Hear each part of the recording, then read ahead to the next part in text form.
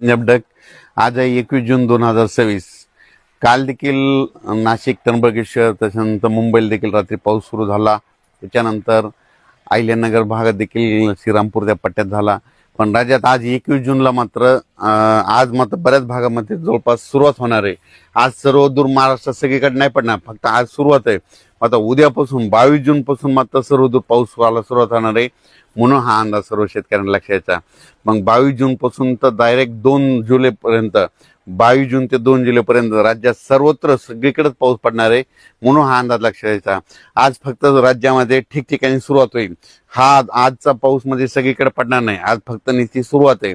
पण उद्या 22 तारखेपासून राज्यात सगळीकडे पाऊस पसरायला सुरुवात होईल. राज्यात सर्वदूर मात्र उद्या रात्रीपर्यंत बऱ्याच भागामध्ये कव्हर करून जाईल. 23ला आणखीन संपूर्ण व्यापून टाकेल. राज्यात पेरणीयोग्य पाऊस मध्ये ह्या सुरुवात होणार आहे उद्यापासून. म्हणून ही अंदाज सर्व शेतकऱ्यांना लक्षात यायचा. म्हणजे सांगायचं झालं तर आज फक्त निश्चित सुरुवात आहे. आज सुरुवात झाल्या सगळीकडे पडत नसतं. फक्त उद्यापासून मात्र 22 पासून मात्र तर 2 जुलैपर्यंत मात्र राज्यात सगळीकडे पाऊस पडणार आहे.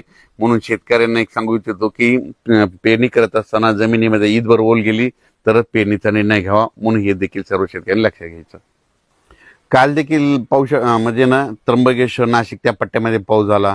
त्याच्यानंतर सिन्नरकडे झाला. त्याच्यानंतर अहिल्यानगरकडे श्रीरामपूर पट्ट्यात झाला. त्याच्यानंतर मुंबईला देखील पडला.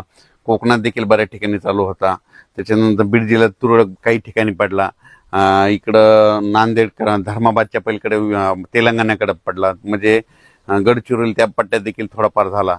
म्हणजे काल थोडी वाढला. आजपासून जरा जास्त प्रमाण वाढणार आहे. म्हणजे आजपासून म्हणजे सुरुवात जास्त आहे, पण उद्यापासून मात्र राज्यात सर्वत्र पाऊस येणार आहे. म्हणून हा अंदाज लक्षात यायचा. सबस्क्राइब करा आणि परिसरातील ताज्या घडामोडी सर्वात आधी बघण्यासाठी बेल आयकॉन